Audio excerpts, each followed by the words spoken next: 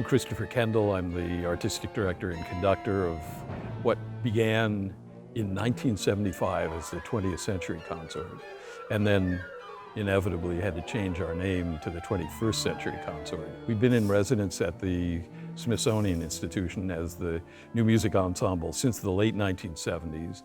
The Consort's mission is to present engaging, challenging, stimulating, moving programs of contemporary music. Since it's new music, it constantly refreshes itself. And that process is one that is near and dear to not only my heart, but to the musicians of the ensemble, who comprise the best musicians in Washington and guests from all over the world.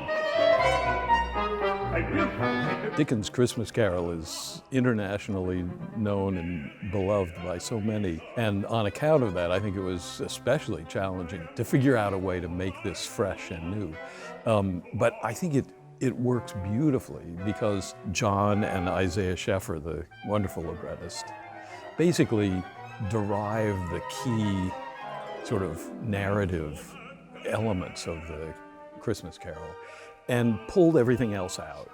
And then they put music back in where that had been. So the music contributes something totally distinctive and something that, frankly, even Dickens' own wonderful words couldn't provide in terms of drama, emotional depth. The great 20th century composer Arnold Schoenberg developed a technique that he called Sprechstimme, in which the vocalist, who can be a singer or an actor or actress, delivers the text of the piece in a half-spoken, half-sung style. So it's speak singing. And many years later, Jon Deak invented a technique that he called Sprechspiel, which really involves instrumentalists speaking lines. So in this wonderful piece, The Passion of Scrooge, in addition to the vocal soloist, the 10 instruments in the ensemble play various roles in the piece. And although they don't speak the line with their voices, they do with their instruments. So it's a wonderful way not only of delivering the text, but of drawing the instrumentalists into the dramatic presentation in a way that I really don't know any other composer that has achieved in this way.